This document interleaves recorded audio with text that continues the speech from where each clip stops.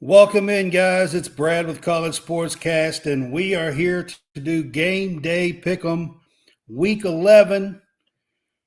College football playoff rankings just come out, and for the first time in Season 3, we've got some college basketball on Game Day Pick'em.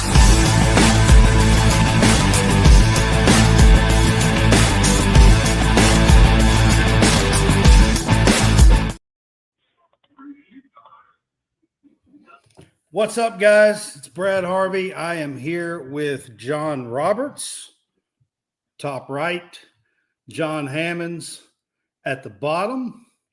What's up, guys? What's up, man? What's happening? Looks like John Roberts Roberts is here with actual video, guys. He's here in the flesh. Face. Yeah. Framing it right here for you. Yes. Oh, is that what you were doing? The framing? That's what I was doing. I was framing my face. All right, I got you. We got actual video here, man. Yeah. I'm a real person and not a chat GPT. Right. Oh, goodness. All right. So he hadn't been on for about a month. He's been having some video issues, and that's what we're talking about. He's finally got some video back for us. And this is Brad with College SportsCast. This is our Game Day Pick'ems. We are in Week 11 of college football, and it's November. That means college basketball is kicked off. And at the end of the show, we're going to have 5 big games coming up this weekend and 2 of them next Tuesday that we're going to talk about a little bit of college basketball here at College SportsCast for the first time in Season 3. Hammonds, I know you're excited about talking about a little basketball. Yeah, that's my wheelhouse. College basketball. That's where John. That's go ahead. Yep. John Roberts. Yeah, you like college basketball, but it's not your favorite. Of the 3 sports that we mainly deal with, this would be the one that I'm the least knowledgeable on. Complete. But I do like watching it, and I will get into, because I can obviously can see trends and forces and stuff like that with each of these teams. So I can obviously still speak intelligently about teams. I just may not be very technical on a lot of it, which is what tends to happen on almost everything anyway. So Roberts is kind of our baseball expert, to be honest with you. So when baseball kicks off, he really kind of helps lead the baseball talk that we do here at College SportsCast. But anyways, we are excited to be back with you tonight. I was like, in fact, I'm going to go see baseball tomorrow afternoon. So I'm going to go watch a little bit of Auburn baseball. Yep. They're doing. They've got a 3-game credentialed. Yeah, they've got 3-game World Series down there, Fall World Series down at Auburn. They've already played the first 2. Looks like the Orange team has already won the World Series, won in the games 1 and 2. I'm going to go and just follow along, go watch just the teams play, because there are a bunch of freshmen that have come in. I believe there's about 3 to 5 of them that are key guys that are going to play a lot this year. One of them is the leadoff for the blue team, and I just really want to go watch that guy play. So cool. You'll have to report and let us know how it goes down on the plains tomorrow. I'll have an article and stuff like that when I heard they didn't take off today either. Yeah, the basketball team. That's a different sport. Yeah, we'll get to that because we're going to talk about that game. So, oh goodness! All right, guys. If you're on Facebook, you can send stars, and by sending stars, it helps us to earn money to continue to make more content. Also, you can subscribe to our page. If you're on Facebook, it's only 99 cents a month. It does help us make money to make more content. And it gives you your own subscribers college sportscast page, and I do post things on that throughout the week. So either one, and we appreciate the support. And if you're on YouTube, like, share, tell others. We would love to grow on that as well. So, all right, guys, we are going to kick this off and talk football, of course, at first here.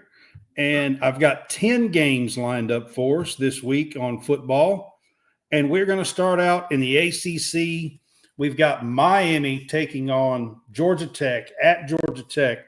And the Hurricanes here in the college football playoff rankings at number 4 is a 10-point favorite. Hammonds, how do you see this game going this week? I think Miami wins this game pretty much going away. Miami has had some close calls as of recent, but I don't think this is going to be one of those. I think they're going to be out for blood for this game, and I tell you why. Because wasn't it a year ago that I know why they had this little the fumble Rooski thing, and they lost in the last minute last year. This is the game they should have took a knee. Take the knee, man. Just take the knee. Yes, there's going to be some revenge on this game, and I think Miami wins this game, even though it's at Georgia Tech. I think they win this game going away. I mean, if they're ahead late, take the knee, Cristobal. Take the knee. It's all I'm going to say. Take the knee. All right, John Roberts. This is a game last year, kind of making a little joke about it. This is a game they fumbled and should have taken a knee and was ahead and then got beat. Yeah, is Haynes King not playing? I don't know the answer to that, to be honest with you. Have not heard. I know that I haven't heard. He was questionable going into the game. So, okay. I mean, you got to have him if you're going to do anything. Let's see. What was it? It's 10. Yeah. I mean, It's Miami's 10. been. This is on DraftKings. Yeah, Miami's been. Playing some of these games, too close for comfort. They have.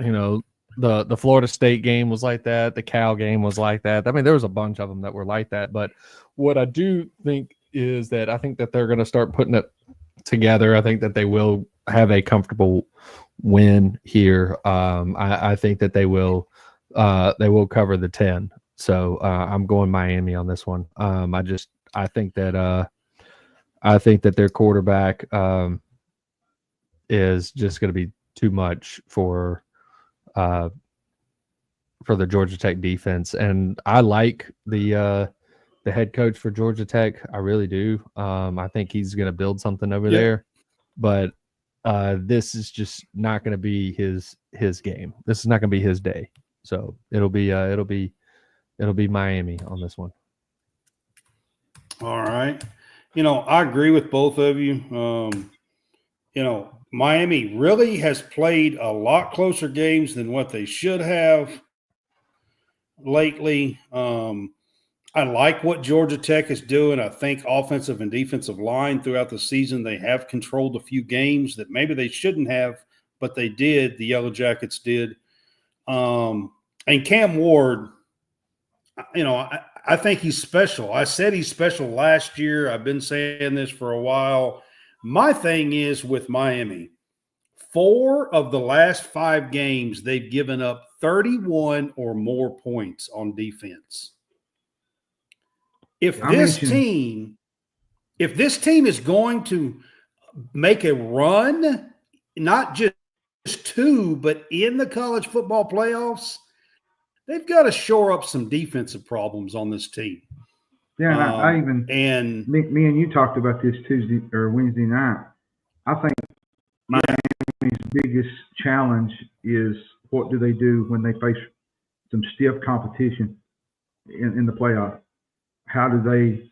Because they're not really beating a lot of great teams, and how do they look against a team that is about the same talent gap as them? Is my question. Yeah, I mean, they've really got to shore up some defensive issues.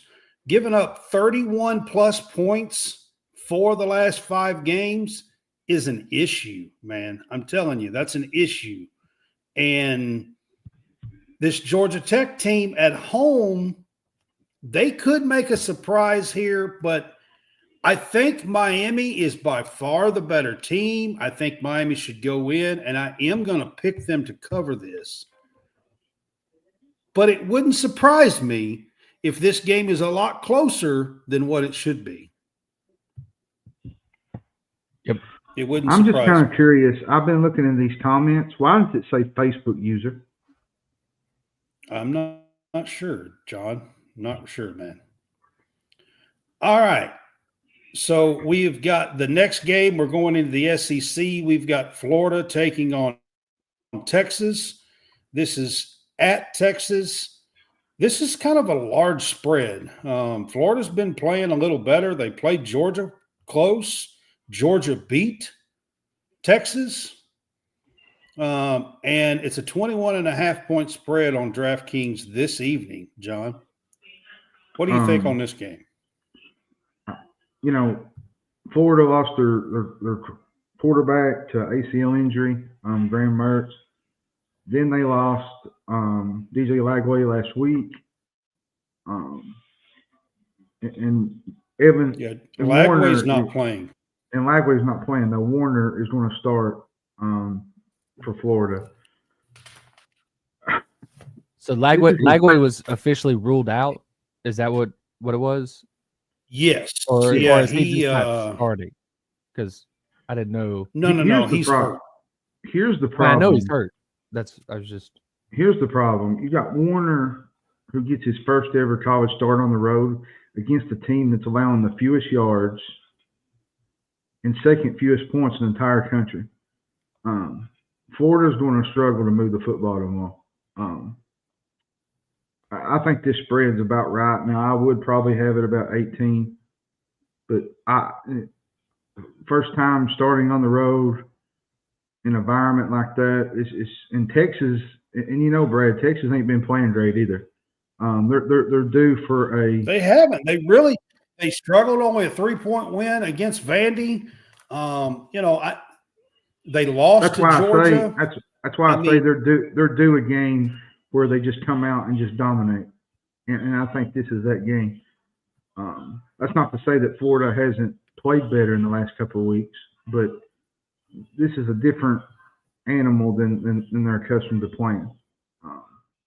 Losing Lagway does affect things. So it does. It affects a lot of things because if you have this guy go down, you're probably going to have to start a running back at quarterback. I mean, Florida has a lot of injury bugs on that team. Yeah. So you picking Texas to cover this? I'm taking Florida to cover the 21. Keep it within. Keep it within 21 and a half. I think it'll be a blowout, but I don't think Texas is going to cover this game though. Okay, John Roberts, what do you think? Yeah, I'm having a hard time with that 21 and a half right there because I think even if you get it to 20, I think it would be where I'd start to lean Texas. But with it being 21 and a half, where you've got to get through 3 touchdowns and then some in order to get to the in order to cover. So Florida may not be able to move the ball, but Florida's defense has been okay. It's not been great, but it's been okay. And Texas's offense hasn't done what it should be doing over the last few games. And that's the thing is that like it has the potential to absolutely explode. And this could be a game where they break Florida. They could lean on it. I hope it's this week and not a couple of weeks. I mean, it's a possibility where Texas has, a 7 to 10 point lead at half, builds on it in the third quarter and makes it a 17-point lead in the third quarter.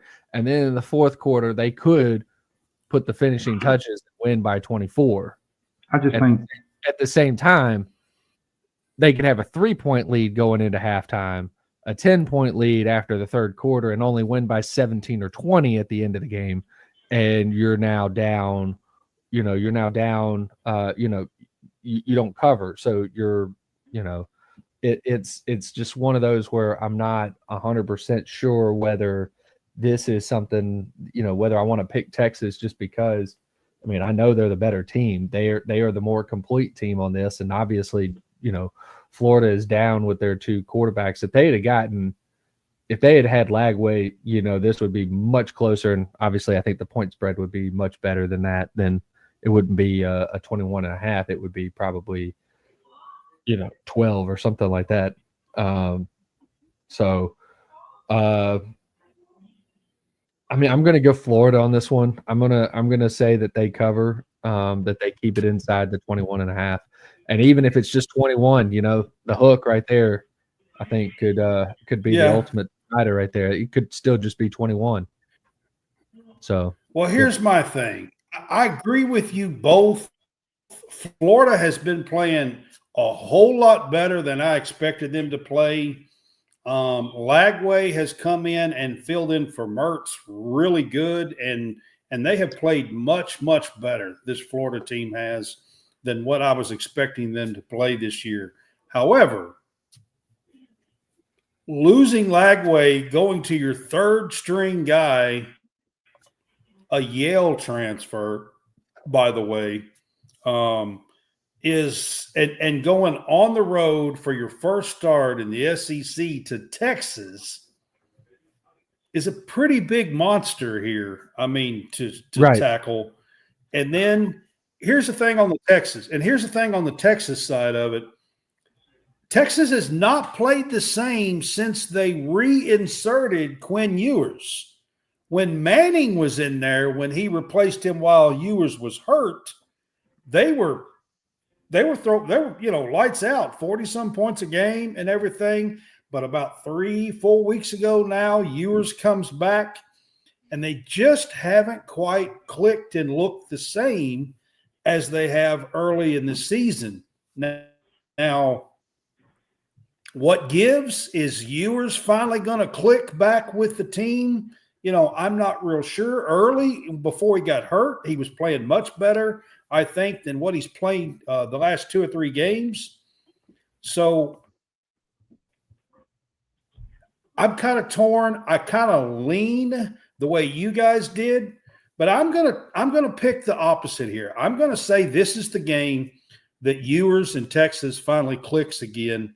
3 or 4 games after Ewers gets, comes back in. Would you say they cover this at home? Would you say? I think that if they cover, it's not going to be Ewers. I don't think it'll be just Ewers. I think it'll be a defensive score in there too, because I think what it is if they cover, it's going to be that the third team quarterback in a hostile environment turn the ball over deep in his own territory, if not through a pick six or fumbled or whatever. Right. With a third string quarterback. That's absolutely possible. That's the way I see it going. And I think also in order to cover, I think it may need to be multiple turnovers deep in that lead to scores, and not just one. It needs to be multiple in order to get over the 21. In order to get over the 21, I think it's got to be multiple turnovers deep in their own territory. And I think Texas has definitely the ability to do that. I think that's, something that they definitely can do. I'm kind of betting against it right now. I'm just doing. So, and I feel like I'm kind of going against the grain because I think conventional wisdom says that Florida will probably cover this. So I feel like I'm going kind of against the grain and saying Texas is going to click a lot better than what they have and pull this out at home pretty wide margin. Yeah. Florida covers if the third team quarterback can basically just take care of the ball. And doing that, right. If you end every possession in on the road in Texas is going to be Right. But if you end every possession in a kick, which is, whether you're punting or something like that, you didn't turn the ball over. Right. And that's where you're looking at. Right. So yeah, we'll see how that works out. I agree with you. Yeah, it could go either way, to be quite honest with you. All right, another big game this weekend. This is SEC Nation is going to be on hand in Oxford for this one, I believe, this weekend. We've got Georgia at Ole Miss. Georgia is a 1.5-point favorite in Oxford, and both of these teams still have aspirations for the college football playoff. Of course, Georgia's in a better position than Ole Miss. Ole Miss can't afford to lose this one, John, at home. No. Hammonds. For me, this is a big game in the SEC standings, really. Georgia has dominated since losing on the road to Alabama. They beat Texas. They beat Florida last week. Ole Miss are good, but they've dropped some games to Kentucky, LSU. And Georgia has an elite passing offense, which, to be fair, Carson Beck has not really looked that great. He hasn't looked, he's kind of been so-so. Yep. But you're hoping one game he can finally turn it around and figure it out. Ole Miss relies a lot on their passing 100%. offense. Ole Miss relies. I don't know what's causing that, but I don't know. Ole Miss has some key injuries. Henry Parrish is out. It could be a Trey glitch. Harris. I don't. Trey Harris is not expected to play. And Ole Miss likes to throw the ball. And it's going to be a challenge because Georgia's pass defense is ranked 26 in the country. They're going to have some issues throwing the ball, I think. That's why I think Georgia wins this game. And I think Ole Miss is the loser in this one. There's a lot at stake for this game, but without Trey Harris, I think it's going to be tough because you're going to have to rely on a couple of guys like Jordan Watkins, Juice Wells. Jordan Watkins looked really good last week. He did, but this is a different animal you're going up against. This is a Georgia defense is a lot better than so.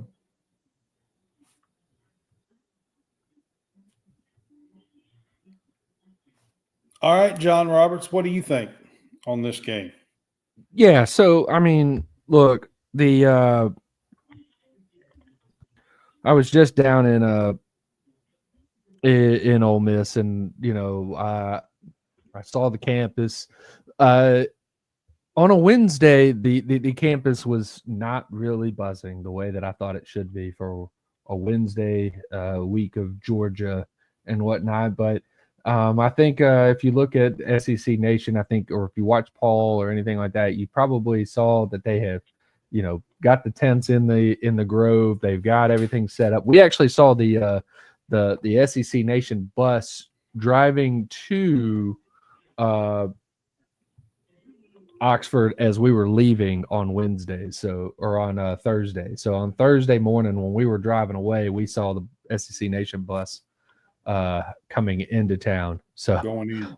Yeah. So but we did see where they were going to set up and everything like that. We did tour the campus and whatnot. But the biggest thing is right now is, yes, the players that are out or that could be out or questionable for this game are going to be huge, and they need a few of them to be playing because a couple of them are the same position, if not, and I think that's just at the wide receiver position. You need. Yeah. I'm trying to get the some of the names here of some of the players. Why I'm going blank on some of these guys, but yeah, you've got to have one. Yeah, yep. So you need Trey Harris, but Trey Harris, I think, is out. Again, it's his backup.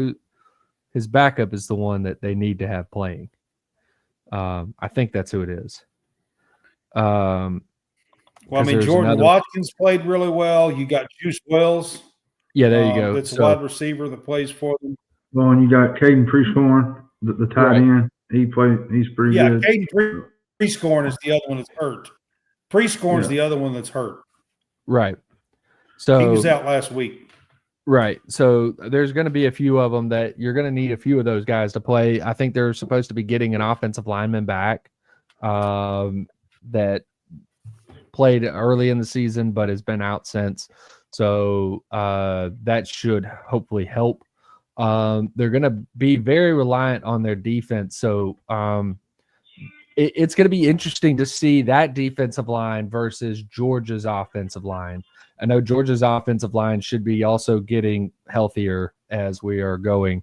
But the fact that Carson Beck has thrown, 10 or 11 picks in the last few games is insane. Yeah. It's he's a guy that was, it's one thing for you to have like to have Peyton Thorne throw 11 picks or whatever, because he wasn't expected to be a Heisman Trophy candidate at the beginning of the season.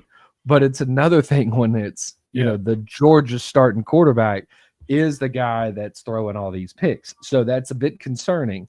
And then you've got but they're still winning games. You've got a defensive line that for Ole Miss that has been wreaking havoc and has been getting a ton of sacks. And I'm really interested to see what that defensive line is able to do against Georgia, because if they can be physical and match Georgia's physicality, then I think that they have the ability to at least be in the game and have a chance to win. But when you turn it around and you're looking at Ole Miss on the offense, where they exploded last week, just absolutely went off, if they can carry that momentum against Georgia, but Georgia, again, very good defense, very good against the pass. And that's one that you're gonna have to be able to do to beat Georgia, and you're gonna have to find ways to get your receivers open, scheme your receivers open, and if you can do that, again, got a chance. So it's a 1.5 Georgia. I'm going to go the 1.5 on Georgia, but I mean, I think Ole Miss keeps it real close. I think they keep it real close. I just don't know if they're going to pull this one off. Ironically, this is the two college football playoff teams that Kentucky played the best against. Beat one of them here in Oxford, which would be Ole Miss, of course, here, and played Georgia to a 13-12 contest, which was a loss, but in Lexington. And I mean, I think these are two really good teams that if Ole Miss can win this game, I think they still have a pretty good shot of making the college football playoff here. This is a game that is a knockout game for them, to be quite honest with you. So I know you guys are talking about injuries and things of that nature, but this is a knockout game for them. If they lose this game, everything that they have been planning for since January in the transfer portal and everything else is out the window, out the door, because I don't think there's a chance to come back if they lose this game to college football playoff level. So it's at home. This is a game you have to win. I agree. Georgia is 49-0 versus everybody else besides Alabama in the last 4 years. It's a monster job to get done. And I'll be honest with you, I'm not picking Ole Miss here. I'm going to pick Georgia the same as y'all do, but I am saying just how important this game is. It should be close. It should come down to the end. But sometimes Ole Miss lays an egg, and Kiffin lays an egg. On occasion, once or twice a season, they just don't play good. But I'm going to tell you what, Jackson Dart, we've talked about Carson Beck. Jackson Dart looked really good last week. I mean, he was throwing darts. Jackson Dart. Yeah, but you got to be fair. They was, you know. Against who? I'm just saying. I'm just saying. If I had to pick the two, if you ask me who has the better quarterback right now, I think it's Ole Miss. I think he's better than Beck. He's playing better. So we'll see. All right, we're going to go to the Big Ten, guys. We got Michigan at Indiana, and this looks like a total flip-flop here of way things usually are. If you look at the score last year, Michigan played Indiana. In Michigan, it was 52-7, John. Mm-hmm. And Hammond, somehow or another, Indiana is a 14.5-point favorite over Michigan in this upside-down world we live in college football. What is going on? Michigan's offense just simply can't throw the ball. Their only chance they're really going to have is rushing the football against one of the top run defenses. Michigan's in for a rough day tomorrow. And they might not even have their star corners in Johnson and Hill. Both of them might not even play. And that's going to be tough if those two don't play. I expect Indiana to dominate this game and take them to beat the spread. What in the wide world of sports.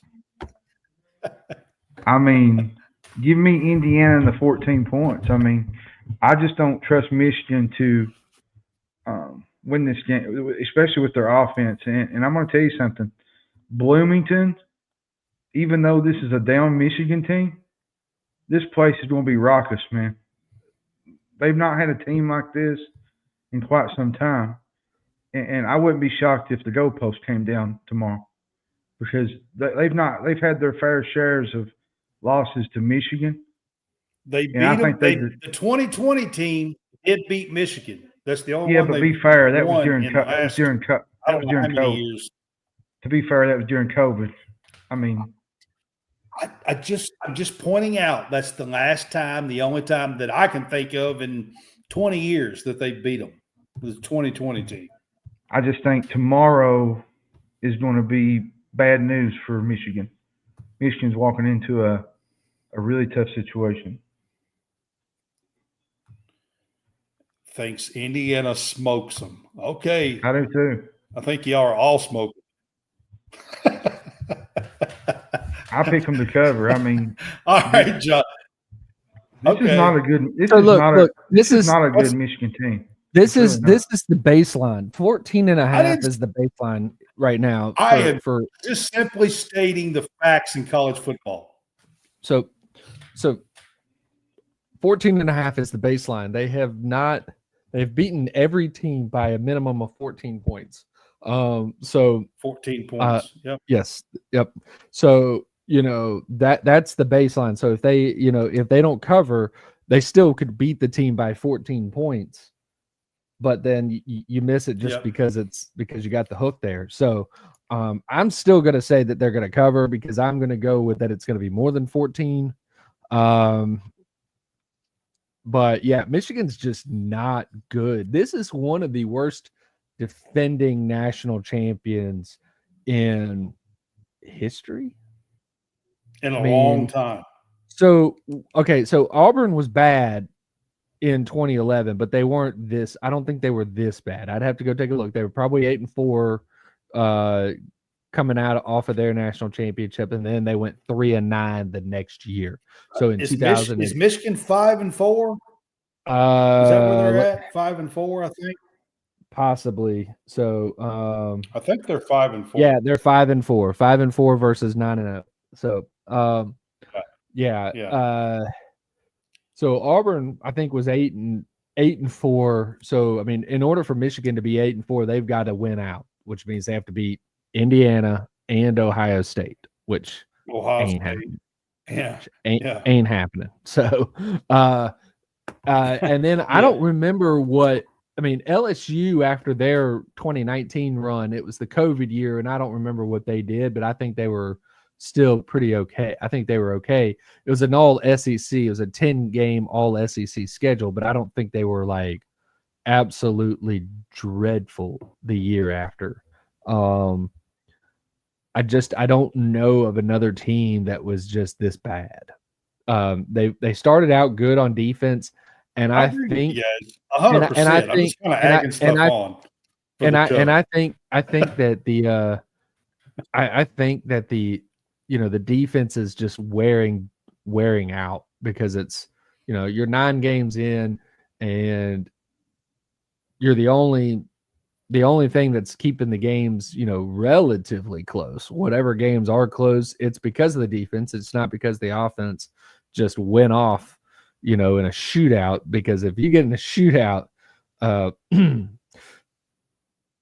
you can kill Michigan, because Michigan ain't gonna match you point for point. So you get to where you stretch it on them, and they can't, because they can't throw it.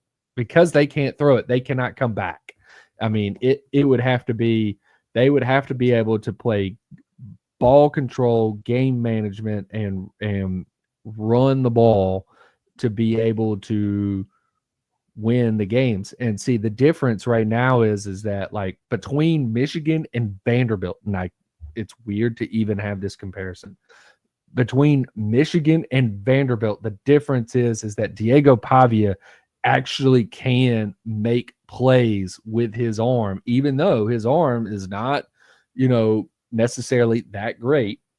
He doesn't fit the measurables on the size and everything like that. But Pavia is way better than what Michigan's putting out there. They're essentially the same team, though. They're the same team. They are. They're the same team. It's just that they have a little bit better quarterback, and that's what's allowing them to win some of those games, because they have a really good defense, but they have the ability to make plays, and Michigan doesn't. And that's why Michigan's just getting run out of the gym. Or run off the field. So I'm going with Indiana. I am expecting Indiana to win by 17 or more in this game. So I'm going Indiana. 10-win Indiana. All right. So I'm just kind of 10-0. Yeah. Right. I'm just trying to play off with the show a little bit here. And look, Cignetti is absolutely killing it in Bloomington. They have one of the best offenses, if not the best offense in the country. Michigan, who's your daddy? That's all I got to say. Who's your daddy? I mean, and another thing, I'm just telling you. Let's go ahead and plug a sponsor here. Okay. All right.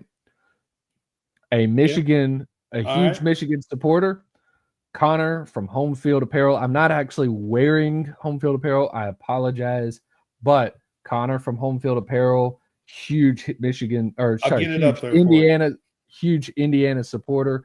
Home Field Apparel is they're based out of Indianapolis, but they're Indiana. I mean, they started with Indiana.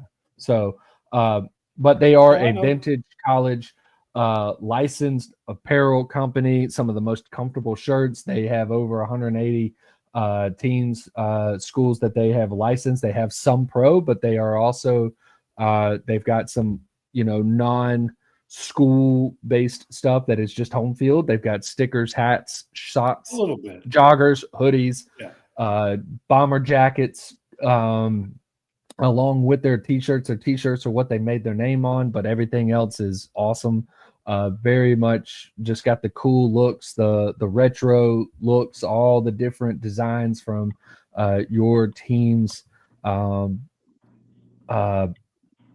the the old logos and stuff like that. And if your team is not old school stuff, if your team is not on Home Field Apparel, it's not because Home Field Apparel said no to that team. It's because that team said no to Home Field Apparel. So yell at your team if they're not there. And I'm looking at you, UAB. Right. Your fault. All right. UCS Cast, if you are a first-time buyer, for a 15% discount, and we would appreciate that. All right, guys. listen, I got basketball to go through. We got several more games. We're going to have to pick up the pace on these picks to kind of get through all this. Hurry up, no huddle. Hurry up, no huddle. Run it. So we got Colorado 4.5 at Texas Tech. Texas Tech is coming off a nice win at Iowa State. So this is at home. 4.5 point favorite for the Buffs here. Hammonds, what do you think? I like this. Despite winning last week, I think the Red Raiders are really inconsistent, particularly on defense. They rank 103rd in scoring defense. Yeah, their defense is bad. They're not good at all. And now they're having to go up against a Colorado team that is 32nd in the nation in scoring offense. You know, they got Shadir Sanders, Travis Hunter, and Colorado is very much alive in the Big 12 race. And I just think they're going to be too much for Texas Tech this weekend. And I think Colorado covers the spread. This is on the road. Well, still. This is not a good Texas Tech defense. They're going to get sliced and diced by Shadir Sanders. Okay. Yep. In Lubbock, John Roberts, what do you think? In Lubbock, Travis Hunter may have scores on both offense and defense. Shadir Sanders is going to put up lots of yards against this Texas Tech team. I think that that Colorado will absolutely score a ton. Texas Tech may score a bunch. It just won't be enough, and it won't be nearly enough. I expect it to be a 2-score victory for Colorado, and I think that happens. Maybe it could happen later in the game, but I think that just Texas Tech's just not going to be able to stop Colorado at all. So. All right. I mean, this Texas Tech team is one that bites me every single time. I feel like I picked against them, they win. I picked them, they lose. They're ones that I think they've bit me 3 times this year. I'm pretty sure already this Texas Tech team has. So I'm a little timid to even pick this game, to be quite honest with you. Big win last week for the Red Raiders, against the Cyclones, knocking them from the unbeaten teams last week. And they get to go home in Lubbock here and this could be a big time win for them if they could get it. I mean, however, I do kind of believe that Colorado and Shadir Sanders and Travis Hunter and stuff is the better team here. And I expect them to be playing up because they are playing for something here. Something big, possibly. So give me the Buffs in this one. All right. Now, this may be one of the games here this week that I've got that really has no college football playoff implications probably in this game. But I do think this is 2 really good teams who could wind up being in the top 25 in the college football playoff rankings with another win or 2. South Carolina is at Vandy. Hammonds. Yeah. South Carolina, surprisingly, here is a 6-point favorite on the road. Yeah, and I don't like that, but just because Vandy's played really well. Vandy's played really well, Hammonds. They play really well at home too. And South Carolina is not a good road team. They don't play good on the road at all. Now, they did beat Kentucky on the road. I'll give them that. Yeah. But beyond that game, they haven't looked that great. On the road, they always shoot themselves in the foot. Vandy South played Carolina, Texas within 3 on the road.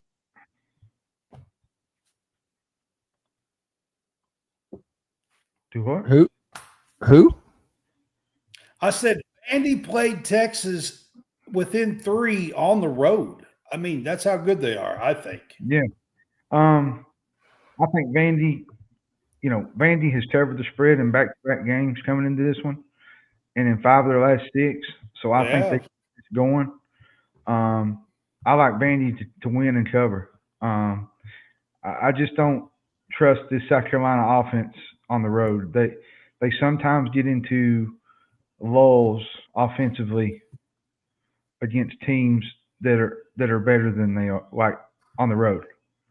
Now they played at home, like they're night and day comparisons from home and away.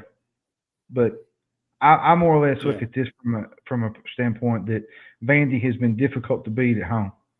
They when they played at home, they come to play and meant business, and I think they do that this weekend. Okay. All right, John Roberts, what do you think on this game? I'm just going to go against convention on this one. Normally, I would pick Vanderbilt because they have played well at home, and South Carolina has played poorly on the road. But for this game only, I am going to go the opposite direction, and I'm going to say that South Carolina not only is able to win, but they are able to cover the 6 points. And I really don't have a whole lot to really talk about to prove other than, South Carolina, with what they've done at home, I just think that this may be the game where it actually translates to a road game. So you've got the defensive line that I think could bottle up Pavia. You've got they do have a good defensive line. That you do have an offense that can be, very much a quick strike. You've got one that can take up, have long drives and keep Pavia off the field because you've got heavy offense. Run heavy offense. Yeah, to run heavy offense. But again, if Sellers starts hitting some of those deep balls too, then it can be a quick strike team too. I think when you look at this game though, John, I think it's going to be 17-10, 17-13, something like the Auburn game last week. It's not. You're not going to have a lot of points. That was yeah. I mean, look, I think you can. What's the over under? Yeah, you can definitely hammer the under on it, but I still think that South Carolina could cover the 6 points. They have the ability to do it. They haven't really proved that they can, which is why I'm going kind of against conventional wisdom on this one. All right, but we're in the hurry up. We're trying to get through all this. Go. All right. Brad's playing quarterback. He's Cutter Bowley tonight. yeah. We're in the hurry up, guys. All right. So, Vandy's played so well. They've covered nearly every spread the last 5-6 weeks. This is at home. They've covered spreads on the road. And I don't think Vandy is getting any credit for the way they have played. I have said this is 3 or 4 weeks in a row. I don't agree with the spread. I didn't agree with the spread last week at Auburn. I mean, against Auburn. I don't agree with this spread. Yeah, I was definitely against that one. I'm taking I'm taking Vandy in this again and see where I stand. So I think they're playing extremely well. There's not a lot of rhyme or reason other than Diego Pavia. I mean, but this team is playing really well. All right, guys, this is a big game of the week. College game day is there. Alabama at LSU. Bama is a 3-point favorite in Death Valley at night on the road. And for me, John, this is a college football playoff knockout game. This is an elimination game. Even elimination. Even Bama, if they lose this game, they should be out. I don't want to hear about them again. Here's the thing about this game. I want to take the home team in this game just for the reason that Alabama on the road, they've lost at Vanderbilt, they've lost at Tennessee. They've not shown the same mental toughness that Saban put into them when they went on the road. They don't have that closer mentality. But LSU has been very inconsistent. Erratic. And that's why I think I'm going to take Bama in this game. And, you've had, the A&M game. LSU was up, choked it away. Against what? A running quarterback. Yeah. Yep. And now they're facing another running quarterback. And well, not really. He throws it out, but he does run some. So give me Alabama the 3 points. But I will say this: Tiger Stadium will make a difference in this game. This is a tough environment to play in. Expect some chaos, like John says, because when you play at Tiger Stadium, there's always something crazy that happens. So, but I think I'm going to take Bama in this one. As much as I don't want to, I think Bama has the better team in this game. Okay, John Roberts, what say you? I expect a couple of false starts by Bama. I expect a couple of bad snaps by Bama, mistimed, whatever. But I do expect Bama to win the game and to cover the 3 points. I think defensively they will get a couple of interceptions. I think that's what's going to be ultimately be the difference in the game. Is I think it's going to be the defense that does it. I think Bama's defense is kind of starting to play better. And I think that, whatever their offense has been doing, I think the defense is actually going to be what wins the game. So Bama covers the 3.5. I mean, I'm going to throw it at you guys like this. LSU defensively against running quarterbacks, look over the last 2 years and, look at what they've done. They're just not good defensively against possibly running quarterbacks. And Milroe is very athletic, and when a play breaks down, he's going to use his legs. That's what he's going to do. And I think that's going to be the difference in this game. I don't think they're going to be able to control that. And even though this is in Death Valley at night on the road in probably one of the most challenging venues to play in college football, I'm still going to go Bama here. But the loser of this game is out of the running for the top 12. Bye-bye. In the college football playoff. Well, Adios. See ya. Because, they both have 2 losses, right? They both have 2. Right. They'll be so. 3. Yeah, there's not going to be a 3-loss. There's not going to be a 3-loss team in the college football playoffs. So, it's 100%. I'm going to say this: elimination. If Alabama wins this game, if you look at their schedule, they got a shot to go. Yeah, they definitely have a shot to go. This is a big game. Yeah, if they win, yeah. Because absolutely. Look, they're going to. Their schedule is not that hard. Is what I'm saying. It's Oklahoma, a BS team, and Auburn. And Auburn. Yeah, that's it. So. And they should be able to win all 3 of them. Right. Yeah. Right. Speaking of Oklahoma, we got Oklahoma at Missouri. Oh goodness. Oklahoma at Missouri.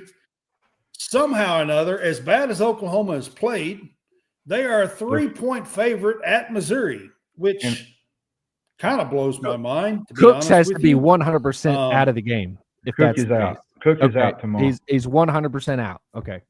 Then, Cook is out. Okay. Well, maybe that's why. Playing. He's not no playing way. tomorrow. No way. That this line is 3 Oklahoma with Cook. I'm going to say this.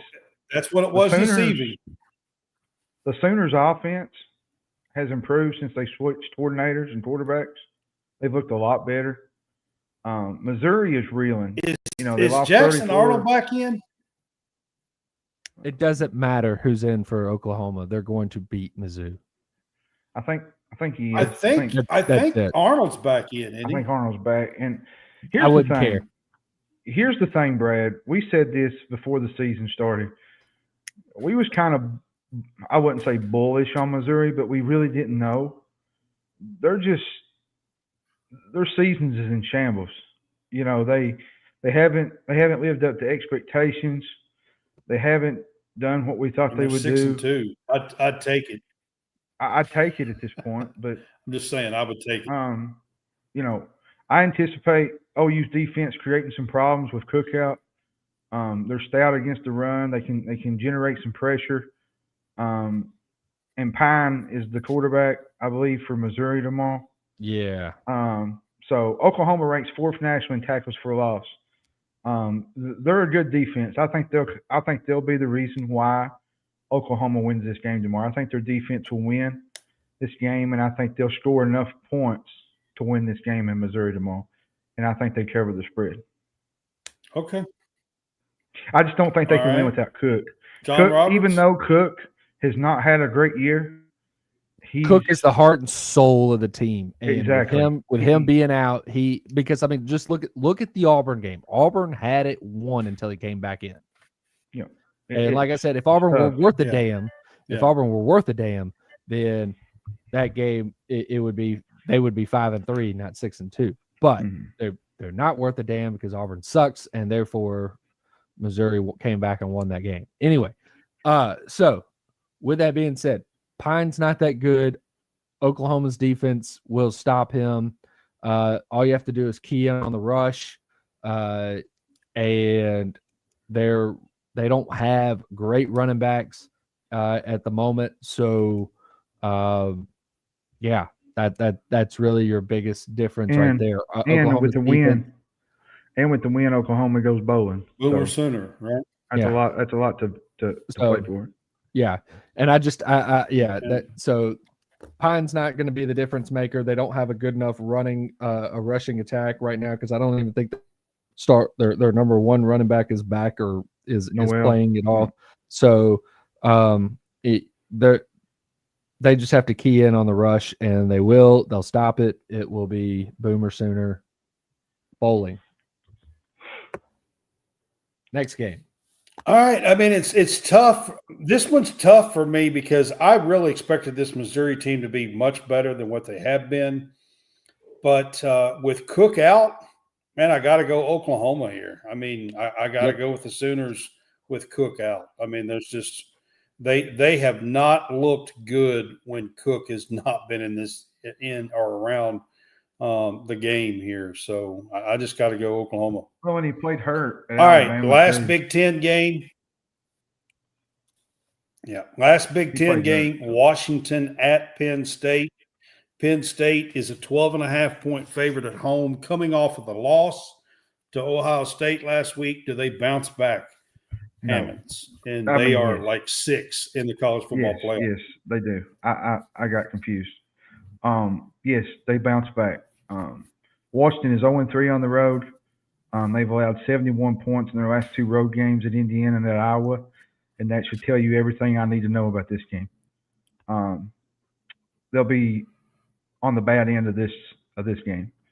Don't expect them to score a lot of points. Washington's been okay. I think Washington's been better than Michigan, if that's any consolation. But Penn State is 7th ranked in the country in scoring defense. Washington's going to have trouble scoring Saturday or tomorrow. So give me Penn State. I think they cover the spread.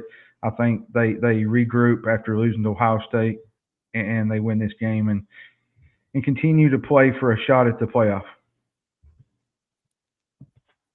Okay. John Roberts. Are they playing for anything, Penn State? Yeah, they're still in the hunt.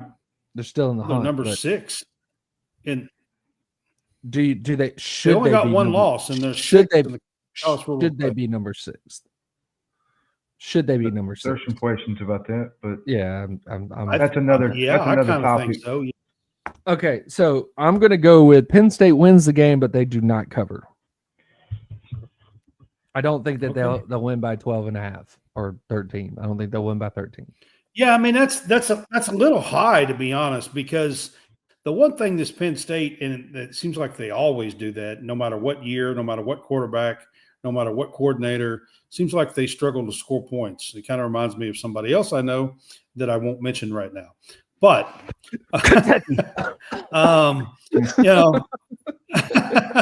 but yeah, kind of reminds me of somebody else.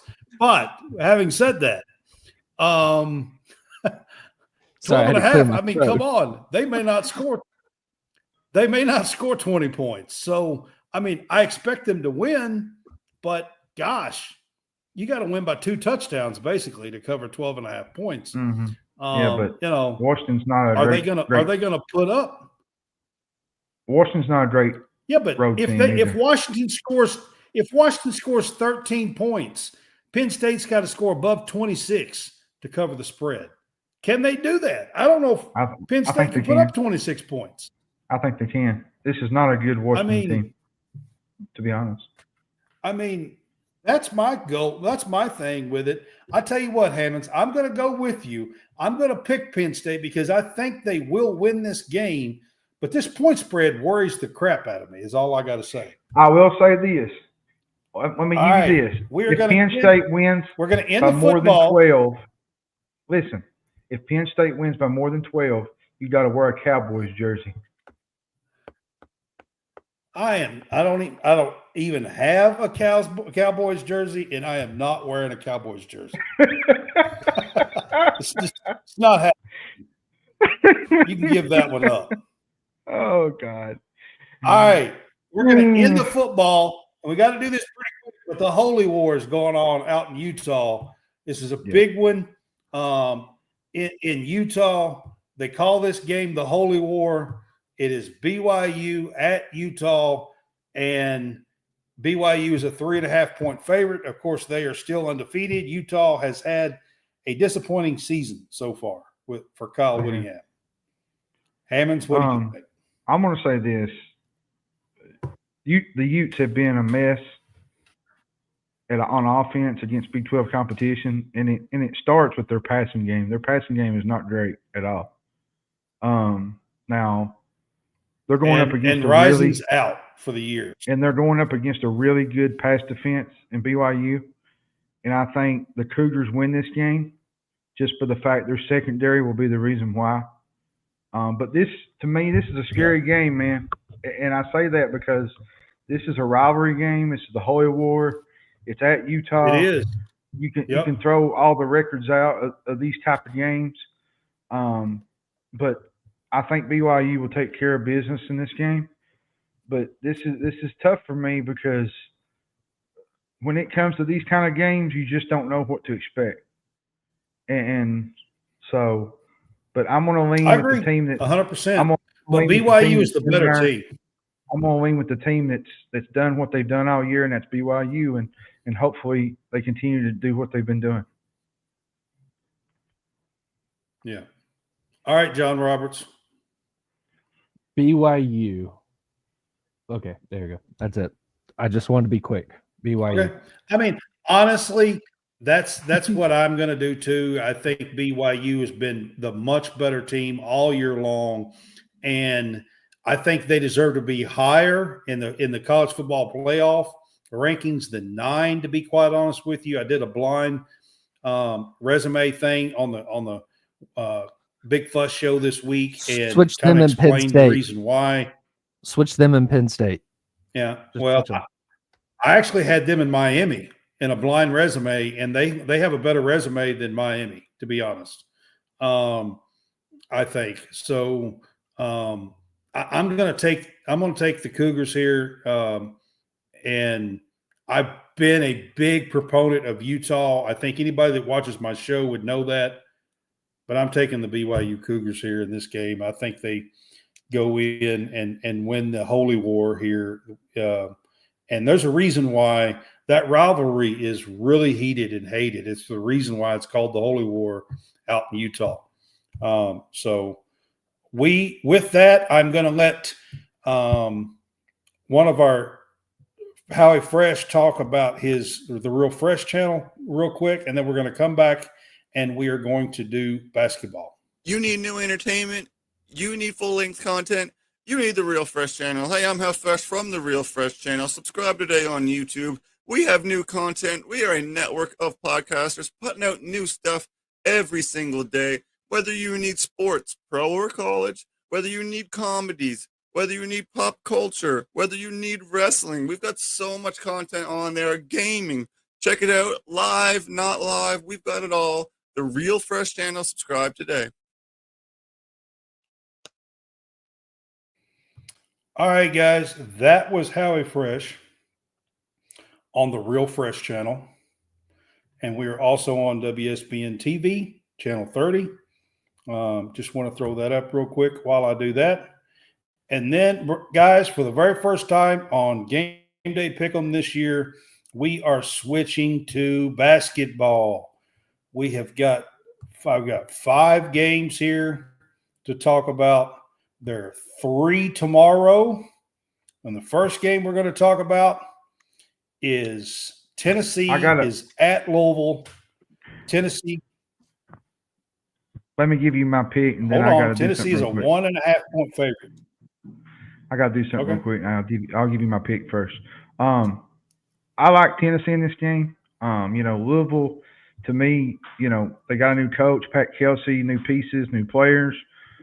Tennessee, to me, is returning 2 of the most important things in college basketball, and that's an elite coach and a point guard. Zakai Ziegler, to me, is like having another coach on the floor. He's a leader for this team. Louisville reloaded the roster, but so did Tennessee. Chaz Lanier, he's coming in from North Florida. Louisville dominated the paint in their first opener. I don't think it's going to be easy against Louisville and their size, but I think Tennessee takes care of business tomorrow and they win this game.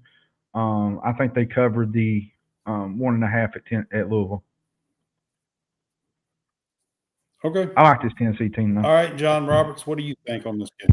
Yeah, I like Tennessee right now. I think that they are one of the better teams. I know that they don't have Dalton Connect, but they still have other pieces left over from last year's team. So, plus head coach is always good. Even in the regular season, he definitely is very good. So, I'm going Tennessee on for tomorrow night's game.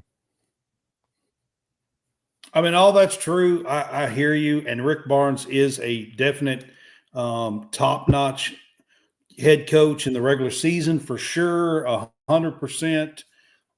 Tennessee is the ranked team here. I think they're ranked around 12th or something like that preseason. Louisville is unranked, of course.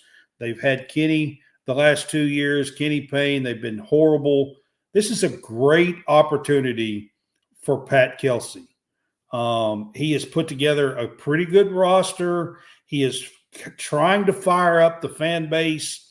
The fan base has been basically non-existent for Louisville the last couple of seasons, for good reason, to be honest with you, for very good reason. But he's trying to rally the fan base here. This is at Louisville. This is at the Yum Center. Second game of the year, they get a great opportunity with an good SEC team coming in to the Yum Center here at home for them. I think they're going to be fired up, and I think they're going to be ready for this game. I expect to see Louisville give all the fight in the world. I do not think we're going to see the same Louisville that we have seen the last couple of seasons. I don't think they're going to fold and look terrible early in the season here. I think it's going to be a very close one. The 1.5 is probably close. I think this is going to be like a 5 or 6 point win by Tennessee. I'm not sold on Tennessee as high as some of these people are. I think they're going to miss some of the inside game that they normally have had. Jonas Adu transferring out is going to be a big loss for them, I think. And I think replacing some of the bigs is going to be an issue for this Tennessee team. They went out and got Chaz Lanier and a few pieces. They got Zakai Ziegler back. They've got some nice pieces on the wing and in the backcourt. It's the front court I'm worried about with this Tennessee team. However, I am picking Tennessee to cover this tomorrow. But I do think Louisville is much improved, and I think we'll see that. I think Louisville's size will give them some fits tomorrow a little bit. I think it will. I think that's this Tennessee team's Achilles, if you ask me, losing Jonas Adu and the inside game.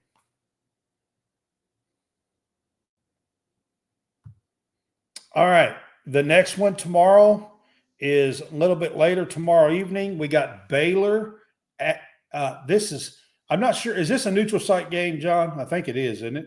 Or is this in Arkansas? It is. It's a neutral site.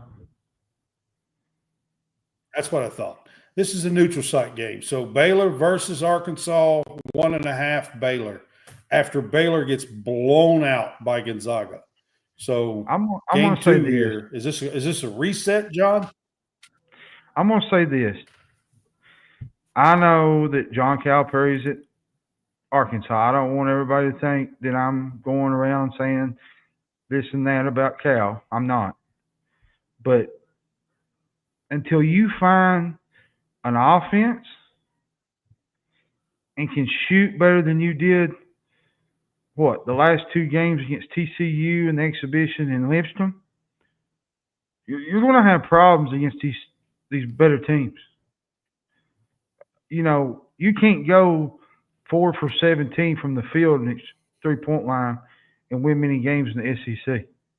It's just not going to happen. With that said,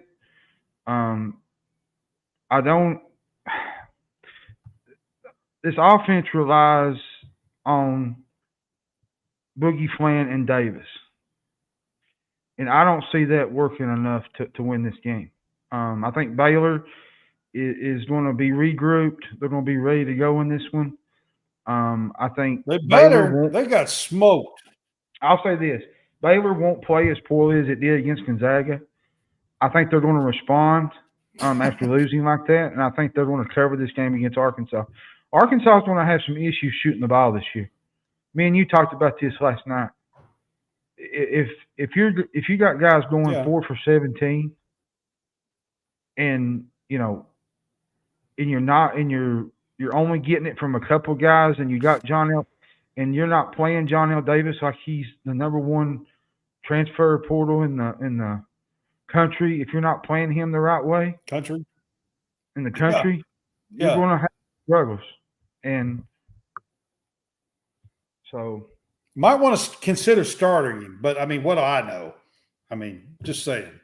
You're a couch potato. Again. I mean, all right, John Roberts, what do you say on this game? So this is a neutral, and I'm going to say this, neutral site game. It's in Dallas. So, but it's not right. It's not at Baylor's campus, but right. So just like the Houston game is a neutral site game, but it's not on Houston's campus. It is in Houston though. Anyway, so I'm going with Baylor right now, mainly because until I see Arkansas improve from the last few years, and so far in the first couple of games or the first couple of exhibition games and stuff John, that, they just really haven't. I'm not hating. But the things you've seen in the last 2 games from Arkansas is what you saw at Kentucky. Mm-hmm. I mean, it's easy to look at it and say the offense is a problem under Cal. Yeah. It's not. Now, I will say Reed Shepherd did some great things last year, Rob Dillingham, but you get what I'm saying, Brad. Like, until I'm not a fan of the dribble drive. I'm sorry, I'm not a fan of it. I don't like it. It's horrible. It's horrible basketball. So, but John Roberts, are you picking Baylor then to cover this? Yes. Sorry, Brad. Okay. I'm gonna get on one of my rants. I thought that's where you was going. I'm gonna get on one of my rants. I need to hush. Well, I mean, I hear you. All right. I mean, here's my thing, guys. This Baylor team, I was expecting a whole lot more, and I'm gonna be honest with you. They got their handed to them on Monday night, like Vermont, the Zags. I mean, like I'm telling you right now, like 40 points, 38. And they're a top 10 team in the preseason. This Baylor team is number 8, I think. I mean, that was an absolute ass whooping. And let's just call it what it is. There's no other way around it. Like, so they didn't look good either. And now Arkansas's not look good either. The last exhibition game and the first game in the regular season. I agree with you, John. The offense has got to get better. Last year at Kentucky, we went through this. Reed and Rob needed to start. It never did happen. He goes out. He goes to Arkansas. He goes out. He lands the number 1 overall transfer in the country, John L. Davis, who 2 years in a row has averaged over 20 points a game, been to the Final Four with FAU nonetheless. He comes to Arkansas and he's not even starting. Like, I don't get it. I don't understand. It makes no sense.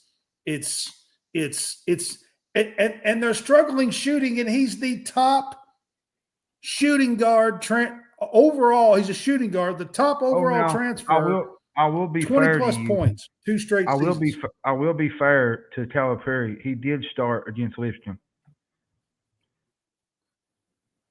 Okay. He started in the preseason. He wasn't starting, or in the exhibition. Yeah, he did start against Lipscomb. Like I don't understand it. Okay, well, correct me. I'm just saying. I'm not trying to correct you. Starting, I'm just saying they did start him Wednesday night against Lipscomb. So yeah, but anyways, this is a game I'm not sure what to expect. And usually when that happens, Arkansas will probably shoot lights out in this game, and they will probably win. I think Baylor's the better team here. I'm going to pick Baylor in this game. So there you go. I said a little bit of peace. Same old song and dance. A little bit. Oh goodness. Yeah. All right, John, this is yours. This is John Roberts. He's an Auburn guy up there. I'm going to start with you, but I'm going to ask you this question first, and let me set it up. This is Saturday night, Auburn at Houston. It is a neutral site game, but it is in Houston. I still call that at Houston here. They're a 4.5-point favorite. The spread jumped. Did that have something to do with this plane deal today? Do you think? I don't know exactly what happened on the plane, other than I saw that there was something that's happened, or somebody has said something, but I don't know anything about it. Like, I hear it was pretty much a brawl on the plane, and they had to turn the plane around, worried about things. Can you just see Bruce Pearl? Players. Could you just see Bruce Pearl getting up in the middle of the room and saying, "If y'all don't be good, I'm turning this plane around." Room? It's a plane. Well, plane. I'd say whatever. The pilot, from the way I understand it, is the pilot made a decision to turn the plane around. That it was a breach of safety, and the pilot turned the plane around. The way I was told. I don't know if Brad. Like, welcome to college basketball season. I mean, what in the world is going on with the Auburn basketball team?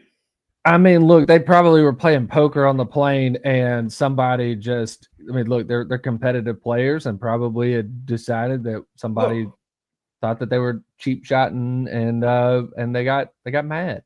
I'm certain that's what happened. I mean, I've seen shit like that happen on a baseball bus. So, and look, but this game, there are guys. Look. John, here's the deal. Here's the deal. Real quick, okay. It was 2 points, and it jumped to 4.5. Yeah. So, I mean, sure, they probably are taking into account that something. So, unless there's somebody that's been suspended and not playing in this game, I mean, I wouldn't really read too deep into it unless somehow we're going to find something else out. But for me, having been on buses with, a D1, team, and look, not everybody's got to like each other. All right. They don't have to be best friends. They don't. They really don't. They can play well together and not be best friends. We had a catcher and a third baseman that fought each other in the in the locker room because they just came from basically, I mean, it was like, look, you had a guy that was a prima donna and a guy that was a good old country boy. And they just egged each other on until they were about ready to go, go blow for blow. And I mean, like, look, it nearly happened at a camp too. The same two guys, they were coaching, little kids at a camp. And while their teams were playing, you got a screen behind home plate. Head coach is there.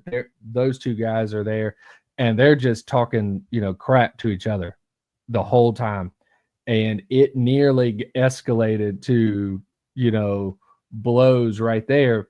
And the head coach was sitting there going, there's a time and place. There's a time and place. It's still a little different. I hear you and everything else, John. When these guys go back into their dorms, you can. I will leave the lights on right here, and you guys could go at it. Listen, he just said, just don't do it here. It's still a little different when you do this 30,000 feet in the air on an airplane. Yeah, like I said, and the pilot's got to be like. And the pilot's got to be like, wait a second, for safety reasons, we got to get back on the ground. That's a little different. I'm not saying that this was a smart decision to fight on the plane. I'm just saying that look, everybody, especially when you're a D1 that'd be like that's all I'm saying. That'd be like me and you and Brad. That'd be like me, you and Brad going on a trip for like the Final Four, say, us as a podcast. And I grab Brad by the neck and throw him up against the window in an airplane. That pilot's going to turn that plane around. In an airplane. Because he's not going to put up with sports playing. Yeah. So like that's dangerous. I mean, we laugh about it, all but right, that's let's dangerous. get to the game. That's dangerous. Let's get to the game. At the end of the day. We got Kim Pom ranked 1 and 2. So Houston's ranked 1 in the Kim Pom, Auburn's ranked 2 in the Kim Pom. It's early in the season. Yeah. I know, I get it. Okay. Auburn had an amazing output against a team that had been to the NCAA tournament the last few years. They're expected to have won their conference. They had beaten UAB on the road just 2 days prior. And Auburn absolutely just, ripped them a new one. It's they looked great the other night. This team can do that. Now, what Bruce Pearl's got to be able to do is to be able to rein that all in. Obviously, them fighting on a plane is not really reining it in. So they got to rein that all in, and he's got to have them take that energy and now do it again on the road. The road, because they're but still. They got to rein it in. You got to rein it in. Hopefully they're not raining out of the sky. And then you got to. Hopefully they're not raining out of the sky. Yeah, and then they're going to do it on the road because it's a neutral site game. Anyway, I don't know if Auburn is going to win this game. I hope they do. Can they keep it inside of 4.5? Sure, they can. Will they? I don't know. I mean, Houston's really good. Houston has been good for the last several years. Auburn has been up and down the last several years. This year they've got, I think that, they've improved themselves because they really are. Because the biggest thing that Auburn didn't have over the last couple of years is that they didn't have big shooting guards. Now they've got tall shooting guards. Their guards are now like 6'6" as opposed to like 5'11". So now you've got to deal with their size and the fact that they can shoot it. They went off shooting this last game. I think they hit 16 threes. Miles Kelly hit 7 in a row. He started out 0-3 and then hit 7 in a row. And I think he hit like 5 of them in like a 2-minute time span on the clock. 2 minutes straight. Yeah. And I think that I think that it's not, you don't have to have the offense coming from Janai Broome. You've got a lot of pieces. I still think that that that Houston probably wins this game. I just think that the kind of the steadiness that Houston's been and the sporadic that Auburn has been, but I do think that Auburn can keep it close. I think that they can play with Houston. I think that they can go on runs that look just amazing. I think that they have a defense that can play. Are they going to stay within 4? I don't. Are they going to stay within 4.5? I'm going to pick against them right now until we really get a better look at what this Auburn team is. Yeah, and so, as a fan, I think I'm going to go with. All right, that's fair. That I'm going to pick Houston and the 4.5. That's fair. But if Auburn keeps it, this is one of the picks that I'm gladly admit that I was wrong. And I think the Tigers too. They're going to rely heavy on Broome in this game, but Houston has a guy named JoJo Tugler that they can match him up with. He's I think got a wingspan of 7'6" inches. I think both, like I said, both of these teams will be playing well into March. I just think Houston's more equipped to win this early game with their experience, their defense, and their ability to rotate players. Here's the deal too with having Janai and Caldwell will be playing at the same time instead of Janai and Caldwell swapping out, playing the same position. So that means that he's just going to be a big forward versus. I love about Houston. I've always told Brad this. I love how they bring people in and out. Like they're sort of like an Alabama team when it comes to subbing. They just throw different dudes at you. Yeah. Each possession. Right. And to me, that's going to be tough for Auburn because I'm not sure Auburn has the depth. Oh, Auburn's got the depth. They got the depth, but I don't think they have the this early in the season. I think it's going to be tough for them. Just remember a lot of the depth that Auburn has, and that's where I'm at.